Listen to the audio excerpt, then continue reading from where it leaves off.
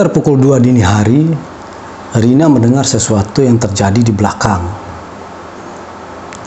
Dia memutuskan untuk keluar dari kamar untuk melihat apa yang terjadi. Ketika dia membuka pintu belakang, tiba-tiba Assalamualaikum warahmatullahi wabarakatuh. Selamat datang di channel Kang Komeng. Pada kesempatan kali ini Kang Komeng akan membacakan sebuah kisah yang dikirim oleh teman kita Ari yang ada di Pulau Jawa. Nah, Ari ini kebetulan pengantin baru bersama istrinya Rina gitu. Nah, mereka berdua ini kerja di Surabaya. Nah, setelah mereka menikah, mereka memang merencanakan untuk honeymoon di Pulau Lombok gitu ceritanya. Nah, di sana mereka ingin menyewa sebuah villa. Nah, ternyata villa yang mereka sewa ini adalah villa lama gitu. Villa yang udah tua, tetapi memang sudah diperbaharuin, sudah direnovasi kembali gitu. Tetapi ternyata di villa ini memang angker dan ada penunggunya. Nah, kejadian ini mengakibatkan suaminya Rina ini, si Ari ini, mengalami sebuah penyakit yang tidak bisa diobati sama medis gitu. Jadi di sekujur tubuh suaminya Rina ini muncul luka-luka yang bernanah gitu. Dan nanahnya ini bau sekali gitu loh. Sampai Rina membawa untuk mengobat suaminya ini ke luar negeri, bahkan bolak-balik luar negeri udah berapa kali tidak sembuh-sembuh gitu. Nah, teman-teman tentu penasaran apa penyebabnya dan penyakit apa sebenarnya yang diderita oleh suami Rina ini. Tonton sampai selesai agar kalian tidak penasaran ya. Oke, tetap bersama Kang Komeng. Kita lanjutkan yuk. Sekitar tahun 2005-2006, Ari dan Rina ini sepasang kekasih yang sangat romantis gitu.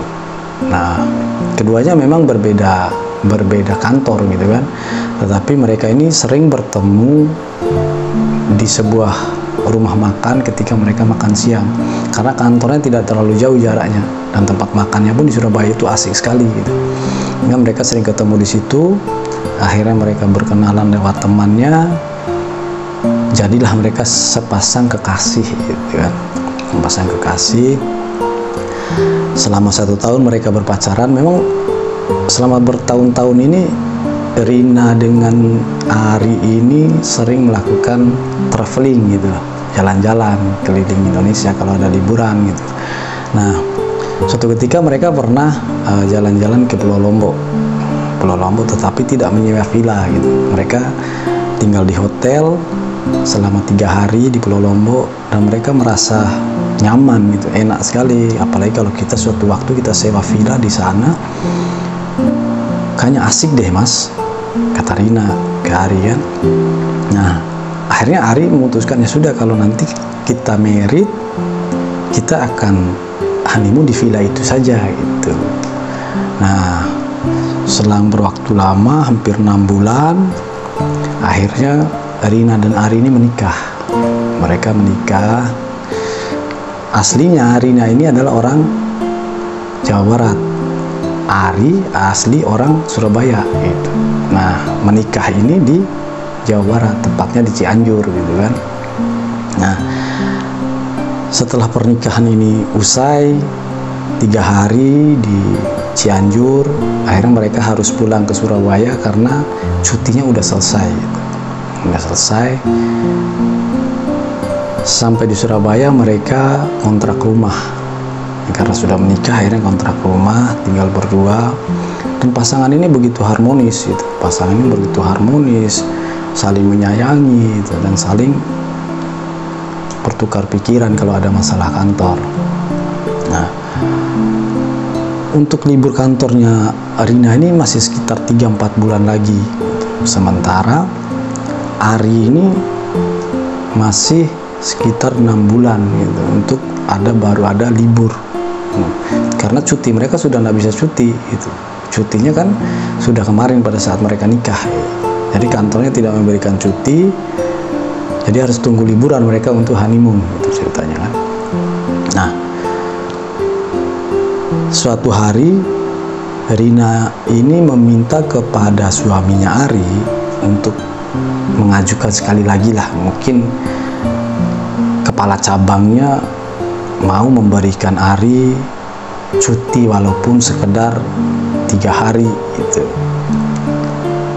Karena Rina sudah sangat ingin sekali honeymoon berdua dengan suaminya ini ke Lombok. Ya maklum lah kan, pengantin baru gitu. Yang namanya pengantin baru kan pasti ya gitulah gitu kan. Nah, akhirnya Ari coba menghadap pincanya gitu, kepala cabangnya kan, kepala cabangnya. Dia meminta, akhirnya kepala cabang ini memberikan kelonggaran kepada Ari, tetapi Ari setelah pulang dari honeymoon harus mencapai target yang dibutuhkan gitu. Nah, Ari menyanggupi gitu. Ari menyanggupi, baik Pak, saya akan mengejar target yang sesuai Bapak minta. Yang penting saya dikasih waktu untuk honeymoon bersama istri saya ke Lombok gitu. Dan sudah, akhirnya diberikan waktu. Sore Ari pulang kantor, Rina juga pulang, ketemu di rumah. Akhirnya Ari menceritakan bahwa pimpinan cabangnya sudah memberikan izin untuk mereka sama-sama pada 3 bulan ke depan mereka untuk honeymoon gitu. Wah, Rina senang sekali gitu kan, senang karena kan memang ya tahulah pengantin baru gimana perasaan pengantin baru kan, apalagi berduaan bermesraan di sebuah villa kan luar biasa gitu. Nah, singkat cerita, pada saat mau berangkat akhirnya Ari dikejutkan oleh salah satu informasi dari Rina gitu. Nah, informasi ini ternyata Rina mengandung gitu. Nah, ini makin senang, makin bahagia kan, suami istri makin bahagia, harmonis karena sudah mendapatkan anak gitu. Ditambah dengan informasi itu, makin senanglah pasangan suami istri baru ini gitu kan, pengantin baru. Nah, mereka akhirnya berangkat, mereka naik pesawat turun ke Lombok. Tetapi sebelum itu Rina sudah memesan sebuah villa lewat temannya gitu. Tetapi Ari ingin villa yang pernah mereka tunjuk waktu mereka ke Lombok masih pacaran itu gitu loh. Nah, di pesawat ini mereka masih ngobrol kan, sementara Rina sudah mengiyakan ke temannya, tetapi Ari tidak setuju gitu. Ari pengennya yang tunjuk kemarin pada saat mereka jalan-jalan masih pacaran itu.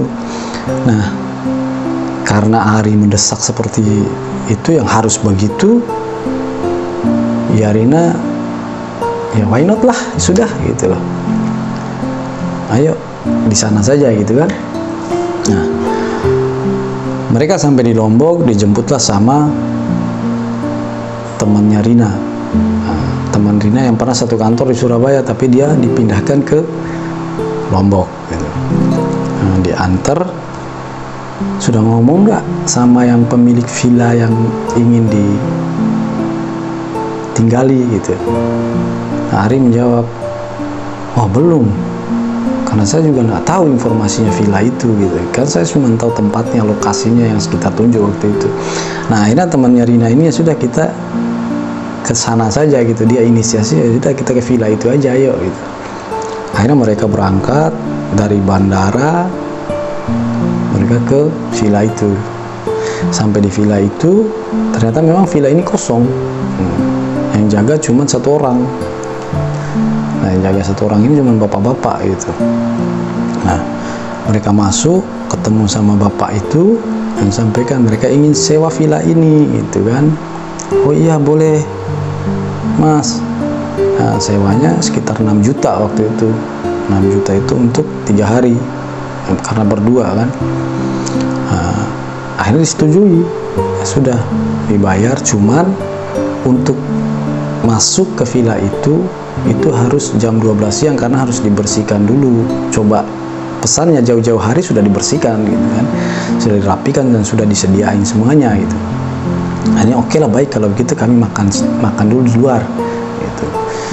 Nah pas mereka keluar, temannya Rina ini, karena dia kan tahu daerah-daerah sini kan, daerah-daerah Lombok itu kan, diajaklah makan. Kebetulan di dekat villa itu ada sebuah tempat makan yang memang view-nya cukup bagus dan bisa melihat ke laut Pantai Senggigi gitu. Nah diajaklah makan di situ. Makan, mereka bercerita tentang kenapa mereka honeymoon ke situ dan lain sebagainya. Nah, pada saat mereka cerita villa itu, ada pegawai restoran ini yang mengantar makanan ke mereka ini mendengar bahwa mereka sewa villa itu. Nah, si Mbak ini menegur gitu. Wah, Mas sewa villa itu ya? Iya, itu villa Belanda gitu. Wah, maksudnya villa Belanda apa gitu kan? Villanya bagus. Ya, memang villa itu baru direnovasi beberapa bulan kemarin. Itu villa yang sudah sangat tua. Villa itu dibangun sekitar tahun 80-an, Mas. Saat saya baru lahir itu. Oh gitu. Dan villa itu, Mas, ngeri juga sih kata. Akhirnya, wah, kok Mbak begini-begini? Emang kenapa? Ngeri, Mas, villa itu. Kita yang daerah sini saja kalau lewat malam, lewat dari jam 12 malam itu udah takut. Wah, nggak usah percaya yang begitu kata Ari. Itu kan hanya sebuah mitos saja, nggak ada hal-hal yang seperti itu. Karena Ari ini orang yang nggak takut dengan hal-hal begitu gitu. Nah, setelah mereka selesai makan, Rina ini merasa, wah, janggal ini, Mas.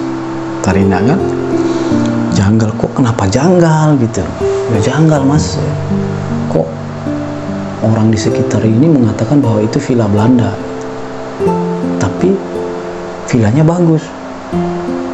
Mas enggak ngerasa sesuatu yang aneh ya di villa itu, kata Rina ke suaminya gitu. Nah, temannya Rina justru mengatakan, Rina kamu nggak usah ngada-ngada deh, nggak usah bikin takut. Toto villa itu villa bagus juga. Ya sudah, Rina membuang pikiran negatifnya. Akhirnya ya sudah kembali ke villa itu. Nah, sesampai di villa itu semua sudah bersih, sudah rapi, dan sudah disediakan oleh bapak-bapak tadi gitu. Nah, tanpa curiga, tanpa rasa takut, ya sudahlah mereka masuk. Nah, si bapak ini selalu melihat dengan mata yang sinis gitu ke arah mereka berdua ini. Dari pertama mereka datang. Akhirnya Rina ini tidak curiga, hal yang biasa itu, kata Rina celotehnya kan. Berjalan sampailah sore, mereka duduk berdua di pinggir kolam renang. Kebetulan view-nya langsung mengarah ke Pantai Senggigi gitu. Dan mereka ngobrol di situ sampai sekitar jam 7, jam 8 malam mereka ngobrol. Akhirnya Ari mengajak, sudah ayo kita istirahat, capek gitu kan. Ya sudah Mas, ayo kita istirahat. Akhirnya sudah istirahat, tidur. Nah, tiba-tiba jam 2 malam itu Rina terbangun. Dia haus, pingin minum. Keluarlah Rina dari kamar, dia menuju ke ruangan makan untuk mengambil minum. Pada saat Rina keluar makan, Rina kaget karena jendela villa ini dia tidak tutup pakai horden. Hordennya masih terikat dan tidak tertutup. Di luar transparan, kelihatan orang-orang yang ada di luar, karena di luar itu ada lampu taman gitu kan, di belakang itu ada lampu taman, di depan ada lampu taman gitu. Jadi terang gitu kan. Nah, Rina melihat bapak itu sedang membawa sebuah kayak piring, tapi lebih besar lagi dari piring. Nah, di atasnya itu menyala kayak dupa, asap dupa gitu. Nah, Rina mengira orang ini lagi apa gitu kan. Akhirnya Rina terus menengok. mungkin bapak ini lagi sembahyang kali ya, apa mungkin dia ini agamanya agama ini ya, agama Hindu mungkin ya, katanya. Sudahlah, saya masuk lagi tidur. Rina tidur. Bangun keesokan pagi, sekujur tubuh Ari ini basah. Karena Rina nanya, Mas kok badannya basah semua gitu? Biasa juga, kaget kok bisa begini gitu loh. Padahal memang kita tidur pakai AC. Di sini udara dingin. Kok bisa begini ya? Nah, Ari tidak sadar gitu. Dia benar-benar tidak sadar itu. Akhirnya ya sudah, mungkin Mas kepanasan atau gimana gitu kan. Ya sudah, akhirnya Ari masuk kamar mandi. Dia membersihkan wajahnya, badannya, sarapan pagi lah mereka berdua gitu. Nah, Rina menceritakan kejadian yang semalam yang dia lihat itu. Mas, bapak itu aneh, setiap melihat kita kok sinis gitu, selalu mencurigakan gitu. Kamu gak usah mengada-ngada, kata Ari kan. Ya semalam juga saya lihat Mas, pada saat saya keluar untuk ngambil minum, saya lihat dia membawa sebuah kayak sesajen, ada dupa dan asap dupa kayak gitu ke pohon besar itu gitu. Nah, Ari melihat ke belakang, mungkin dia sembahyang mungkin, kata Ari kan. Nah mungkin, kata Rina gitu kan. Nah akhirnya mereka sudah selesai ngobrol, mandi. Karena jam 10 pagi temannya Rina ini mau datang jemput untuk jalan-jalan keliling Lombok gitu, atau minimal sekitar Senggigi lah gitu kan. Nah temannya datang dijemput, akhirnya mereka jalan-jalan. Nah di mobil pun mereka membincangin, kok bapak itu sinis sekali ngeliat saya dan lain sebagainya, kata Rina ke temannya. Nggak usah dipeduliin Rin, yang begitu-begitu itu hal yang biasa, kata temannya kan. Kalian nikmati saja liburan, masih tersisa 2 hari loh. Akhirnya sudah, mereka jalan-jalan keliling, makan-makan kan, mampir di pantai-pantai di daerah deretan Senggigi kan. Akhirnya sudah pulang jam 4 sore gitu. Jam 4 sore mereka pulang, istirahat. Nah di malam kedua ini lebih kaget lagi dan lebih luar biasa lagi. Mereka tidur sekitar jam 9 malam. Tidur jam 9 malam. Nah tiba-tiba pintu kamar ini digedor. Wah, kaget Ari, dia bangun, dia buka pintu kamarnya. Begitu dia buka, tidak ada siapa-siapa. Nah, Ari melihat keluar, tidak ada siapa-siapa. Dia lihat ke jendela, tidak ada siapa-siapa gitu, sepi. Akhirnya sudah, Ari mutusin, perasaan saja mungkin dia sebab mau tidur aja deh. Masuk tidur. Jam 2 malam, giliran Rina terbangun. Dia mendengar sesuatu yang terjadi di belakang gitu. Dia bangun, wah jangan-jangan bapak ini nih, ya kan? Karena kemarin malam dia lihat bapak itu melakukan sesuatu yang dianggap sama Rina ini ya hal yang tidak biasa gitu, di sebuah villa seperti itu gitu kan. Akhirnya Rina mencoba keluar, Ari tidak dia bangunin. Dia keluar, begitu dia di dapur belakang, dia buka pintu, tiba-tiba kaget dia melihat bapak itu sedang duduk berdua dengan sebuah makhluk, sosok makhluk yang mirip sekali dengan gorila besarnya. Bulunya panjang kayak gorila, mirip sekali dengan gorila. Nah, Rina kaget dan terkejut. Tanpa basa-basi Rina lari masuk ke dalam tanpa dia tutup pintu belakang. Nah, si bapak tua yang jaga villa ini, dia tahu gitu, dia tahu bahwa Rina melihat gitu. Tapi dia biarin aja gitu kan. Rina masuk ke dalam, dia buka pintu, masuk ke kamarnya, tidur, dia tutup semua dengan selimut. Ari bangun, kenapa Rin? Ada apa sayang, kok kamu lari begini-begini? Ya tidur mas, tidur, nggak usah dipeduliin, ayo tidur. Kenapa? Tidur sudah, nggak usah dipeduliin. Oh, Ari bertanya-tanya, ada apa ini kan? Akhirnya Ari coba keluar, yoh, ini pintu dapur belakang ini kok udah ditutup. Siapa di belakang? Ada orang ngobrol, kata Ari kan. Ari keluar, Ari makin kaget. Bukan lagi berdua duduk, ini bertiga. Nah, salah satu ini ada sosok ya, dia memakai jubah panjang, wajahnya itu enggak terlihat karena hitam, ditutupin hitam, kainnya dipakai pun kain hitam semua gitu. Tetapi aroma bau busuk itu menyengat di hidungnya Ari gitu.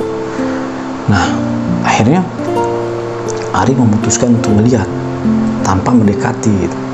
Melihat mereka orang-orang ini ngobrol. Nah, tiba-tiba dalam sekejap kedua makhluk ini hilang, dan Pak Tua ini menoleh langsung ke belakang Ari yang sedang mengintip di pintu. Kaget Ari kan. Ini Bapak Tua ini mendatangin Ari makin kaget, udah keringatan ini Ari.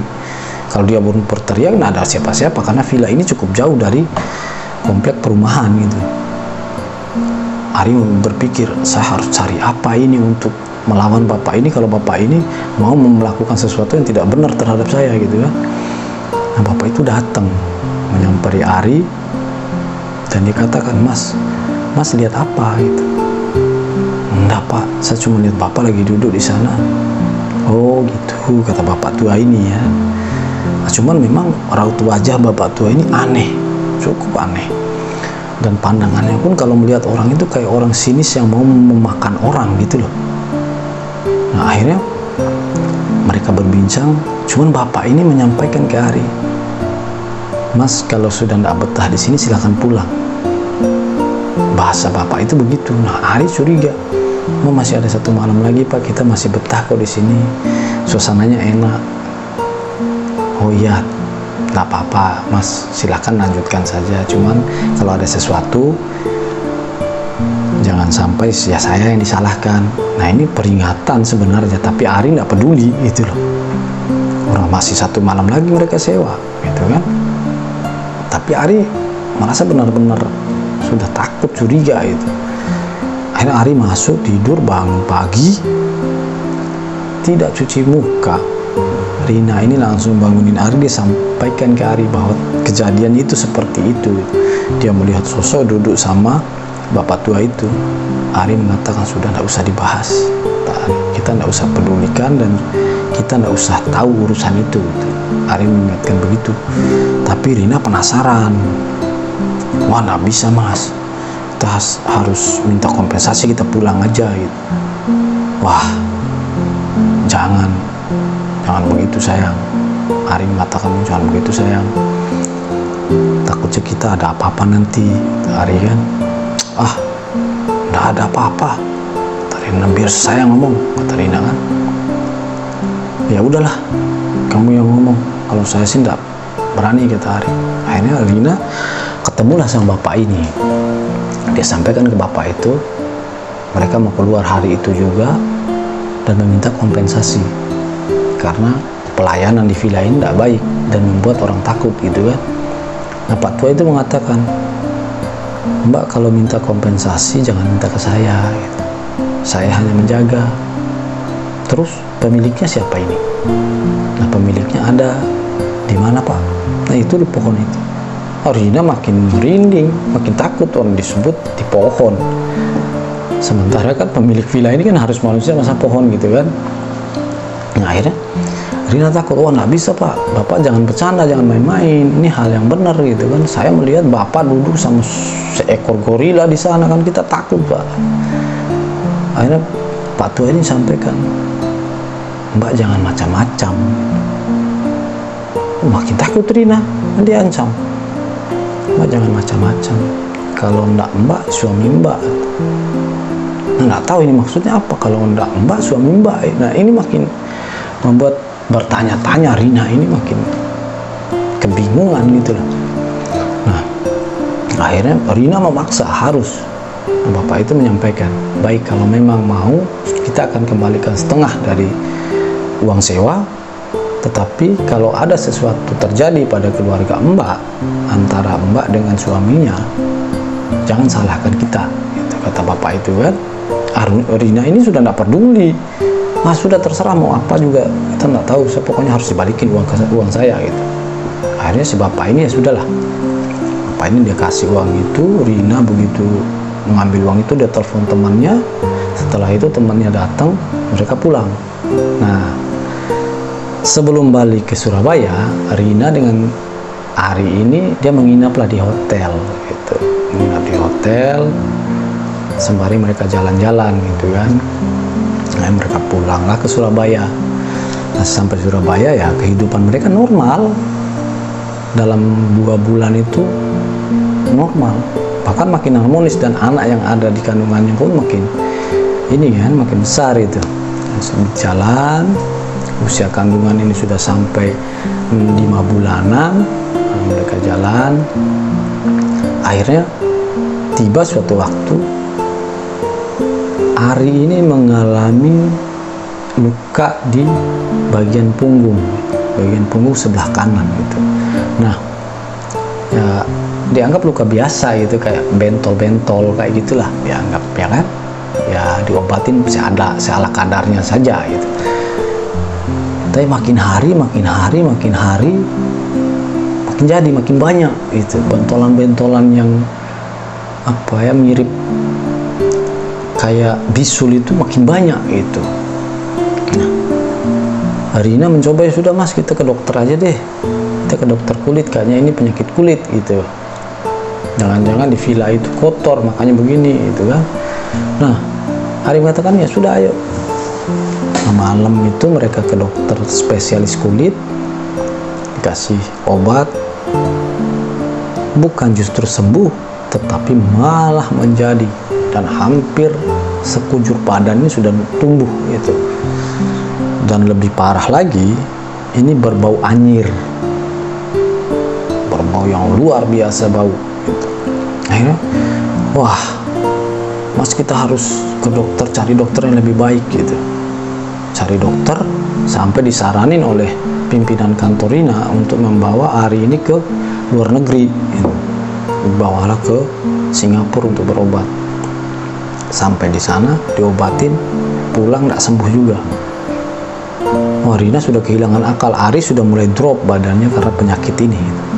Akhirnya Rina memutuskan untuk cari di mana rumah sakit yang terbaik yang bisa mengobati penyakit. Dia searching, dia cari tahu dan sebagainya. Nah, Rina dapatlah rekomendasi ke Malaysia gitu untuk berobat.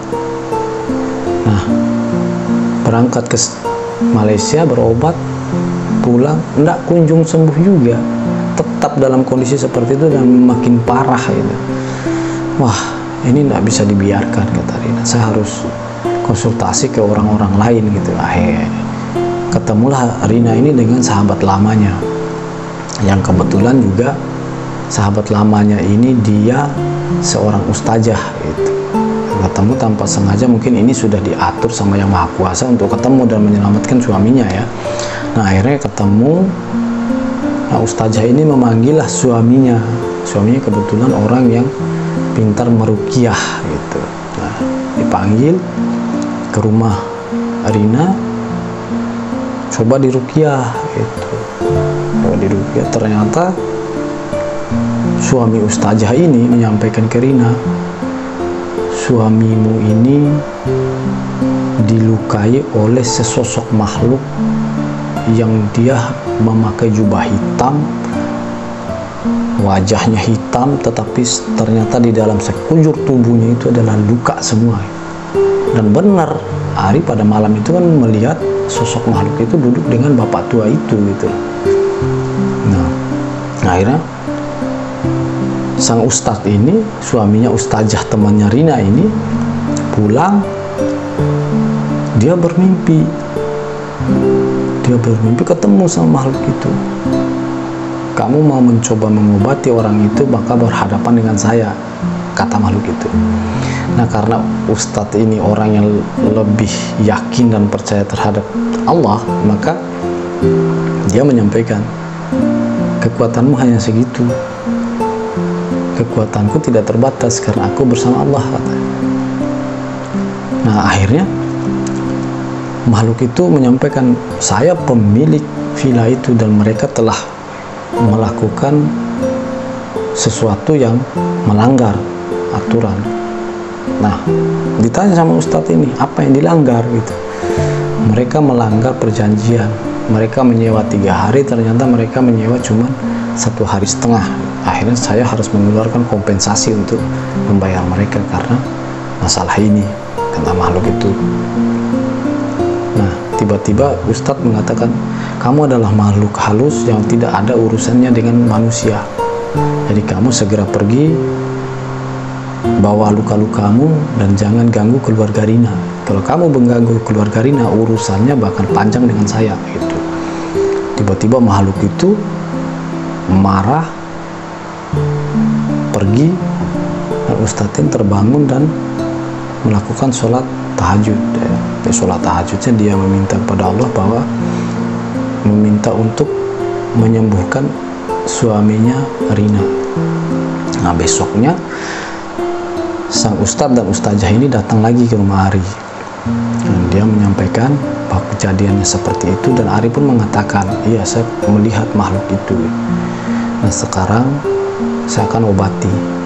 Nah, ini diobati, 3 hari diobati, lukanya sembuh total. Sembuh total. Dan hari keempat, Ari bermimpi makhluk itu datang yang sebenarnya ingin membunuh Ari itu. Tetapi dalam mimpi Ari ini dia melihat sesosok bayangan putih berjubah putih datang untuk menghajar makhluk itu ya. Sampai makhluk itu hancur pergi. Nah, begitulah ceritanya, kisah dari Rina yang mengalami kisah mistis dan misterius terjadi di salah satu villa di Pulau Lombok. Kalau teman-teman suka dengan cerita dari Kang Komeng, jangan lupa tekan tombol subscribe-nya, lonceng notifikasinya. Terima kasih telah menonton. Billahi taufiq wal hidayah. Wassalamualaikum warahmatullahi wabarakatuh.